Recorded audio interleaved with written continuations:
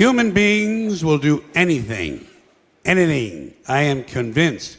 That's why when all those beheadings started in Iraq, didn't bother me. I took it right in stride. A lot of people here were horrified. Ah, beheadings, beheadings. What, are you fucking surprised? Just one more form of extreme human behavior.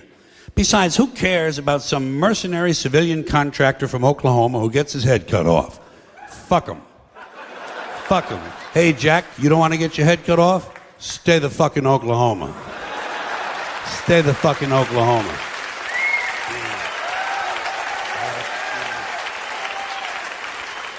They ain't cutting off heads in Oklahoma, as far as I know.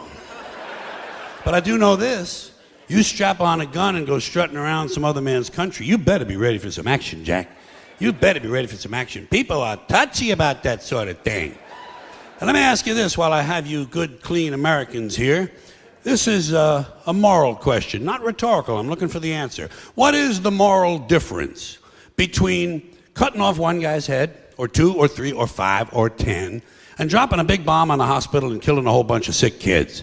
Has anybody in authority given you an explanation of the difference? I have not gotten an email on this. No one will talk to me. I haven't gotten a postcard, not a fucking instant message, nothing. Now, in case you're wondering why I have a certain interest and fascination, let's call it, with torture and beheadings and all of these things I've mentioned, it's because each of these items reminds me in life, every time one of them occurs, it reminds me over and over again what beasts we human beings really are. You know, when you get right down to it, human beings are nothing more than ordinary jungle beasts, savages, no different from the Cro-Magnon people who lived 25,000 years ago in the Pleistocene forest eating grubs off of rotten logs. No different. Our DNA hasn't changed substantially in 100,000 years. We're still operating out of the lower brain, the reptilian brain, fight or flight, kill or be killed.